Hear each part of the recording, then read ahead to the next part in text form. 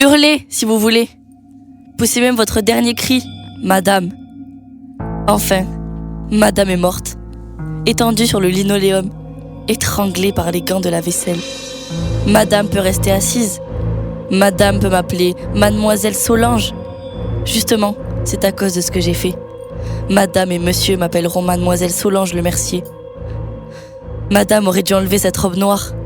C'est grotesque. M'en voici réduite à porter le deuil de ma bonne. À la sortie du cimetière, tous les domestiques du quartier défilaient devant moi, comme si j'eusse été de la famille. J'ai si souvent prétendu qu'elle faisait partie de la famille. La morte aura poussé jusqu'au bout la plaisanterie. Oh, madame, je suis l'égale de madame et je marche la tête haute. Non, monsieur l'inspecteur, non.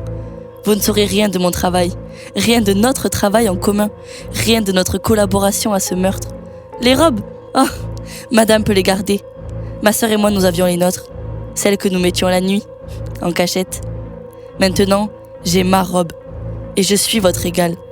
Je porte la toilette rouge des criminels. Je fais rire monsieur, je fais sourire monsieur, il me croit folle. Il pense que les bonnes doivent avoir assez bon goût pour ne pas accomplir les gestes réservés à madame. Vraiment, il me pardonne. Il est la bonté même. Il veut lutter de grandeur avec moi. Mais j'ai conquis la plus sauvage.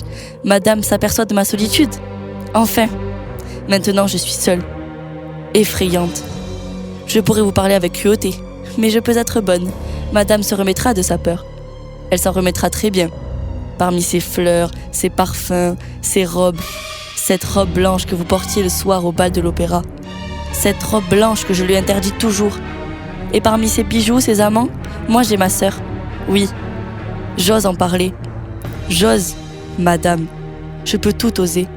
Et qui pourrait me faire taire? Qui aurait le courage de me dire « Ma fille, j'ai servi ».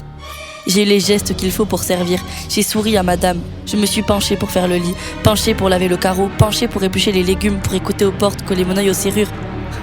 Mais maintenant, je reste droite et solide. Je suis l'étrangleuse.